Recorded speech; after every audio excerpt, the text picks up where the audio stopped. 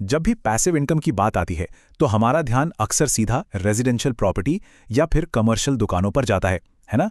लेकिन आज के इस एक्सप्लेनर में हम एक ऐसे एसेट क्लास की गहराई में उतरने वाले हैं जिसने पिछले कुछ सालों में बहुत ही शांति से लेकिन बेहद प्रभावशाली तरीके से भारतीय रियल एस्टेट मार्केट में तहलका मचा दिया है।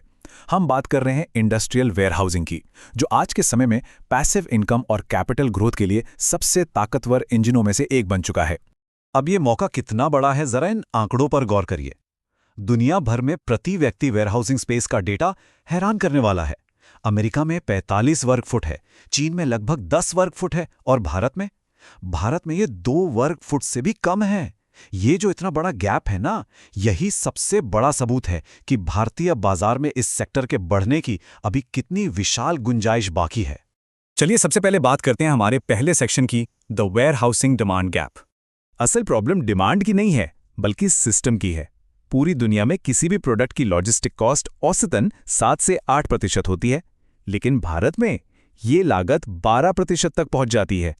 अब अगर हमें ग्लोबली कॉम्पीट करना है तो इस डोमेस्टिक लॉजिस्टिक कॉस्ट को नीचे लाना एक बहुत बड़ी आर्थिक जरूरत है। और इसका सबसे कारगर उपाय क्या है? प्रमुख शहरों के बाहर बड़े, आधुनिक और कुशल वेयरहाउस बनाना। अब आगे बढ़ते हैं सेक्शन 2 की तरफ, real estate returns compared.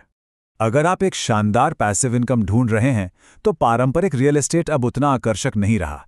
Residential properties आपको मुश्किल से 2 से 3% का रिटर्न देती हैं। कमर्शियल ऑफिस 5 से 6% देते हैं। शोरूम्स में शायद 7% मिल जाए, लेकिन वहां कैपिटल एप्रिसिएशन यानी प्रॉपर्टी की कीमत बढ़ने की गुंजाइश न के बराबर होती है। इसके बिल्कुल उलट इंडस्ट्रियल वेयरहाउसिंग में आपको लगभग 11% का बेहतरीन रिटर्न मिलता है, और वो भी जमीन की कीमत में जबरदस्त उछाल के साथ।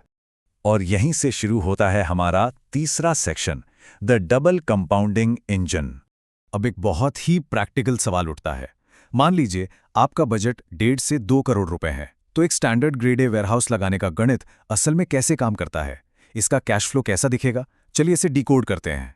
मान लीजिए आपने एक प्लॉट लिया, लगभग 7.5 लाख रुपए की जमीन और उस पर 6.5 लाख रुपए का कंस्ट्रक्शन खर्च। अब कमाल की बात यह है कि इस शुरुआती पूंजी पर आप बैंक से 70% तक का लोन ले सकते हैं। मतलब ये कि अपनी जेब से कम पैसा लगाकर भी आप हर महीने लगभग 1.4 लाख रुपए का शानदार रेंटल इनकम जनरेट कर सकते हैं।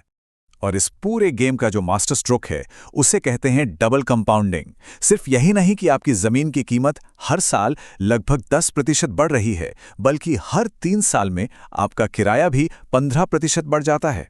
यानी रेंटल यील्ड और लैंड एप्रिसिएशन दोनों एक साथ मिलकर आपकी वेल्थ को तेजी से बढ़ाते हैं। आते हैं हमारे चौथे हिस्से पर, चूजिंग द परफेक्ट लोकेशन।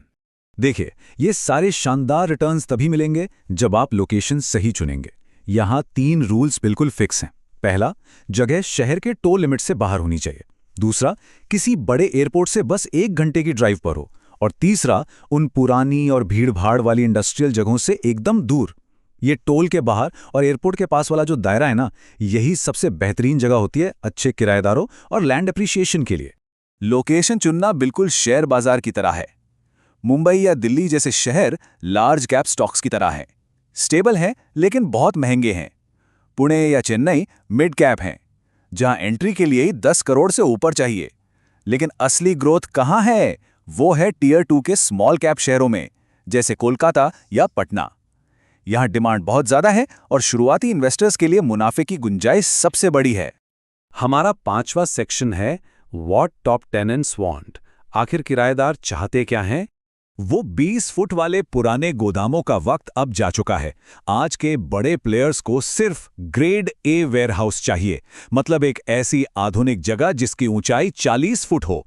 इससे फायदा ये होता है कि किराएदार वर्टिकल रैकिंग सिस्टम लगाकर अपना सामान ऊपर तक स्टैक कर सकते हैं, जिससे उनका पर स्क्वायर फुट रेंट का खर्च सीधा आधा हो जाता है।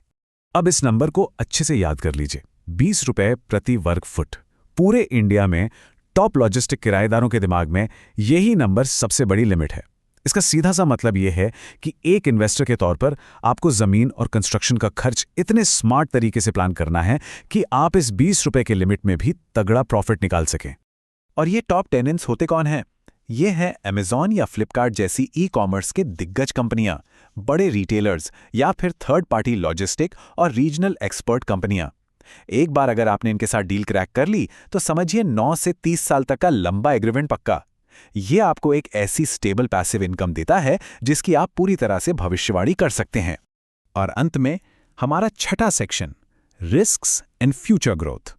देखिए, जहां इतना फायदा है वहां थोड़े रिस्क भी होते हैं, खासकर जमीन खरीदने में। लेकिन इनसे बचने के 3 सिंपल गोल्डन रूल्स हैं। हमेशा क्लियर लीगल टाइटल वाली जमीन ले, पक्की बाउंड्री जरूर हो और सबसे जरूरी CLU यानी इंडस्ट्रियल काम के लिए लैंड यूज कन्वर्जन पक्का हो। अगर आप किसी पहले से अप्रूव्ड प्राइवेट इंडस्ट्रियल पार्क में पैसा लगाते हैं तो आप सरकारी कागजी कार्रवाई के झंझट से पूरी तरह बच जाते हैं। किसी ने बहुत सही कहा है, पृथ्वी पर सबसे अच्छा निवेश पृथ्वी ही है। वेयरहाउसिंग में यह बात बिल्कुल सटीक बैठती है। अगर कभी कोई बुरा वक्त आ भी जाए, कोई लीगल विवाद हो जाए, तब भी आपकी जमीन की वैल्यू कहीं नहीं जाती। जैसे जैसे शहर बढ़ता है, जमीन की कीमत खुद ब खुद बढ़ती जाती है। तो अब सोचने वाली बात यह है, जिस तेजी से भारत अपना इंफ्रास्ट्रक्चर अपग्रेड कर रहा है और दुनिया के साथ अपना लॉजिस्टिक गैप कम कर रहा है, क्या वेयर हाउसिंग उन लोगों के लिए सबसे बड़ा पैसिव इनकम इंजन बनने जा रहा है जो समय रहते इस मौके को पहचान लेंगे? आज हमने जो डेटा देखा है वो तो बिल्कुल इसी तरफ इशारा करता है। इस बारे में जरूर सोचिएगा।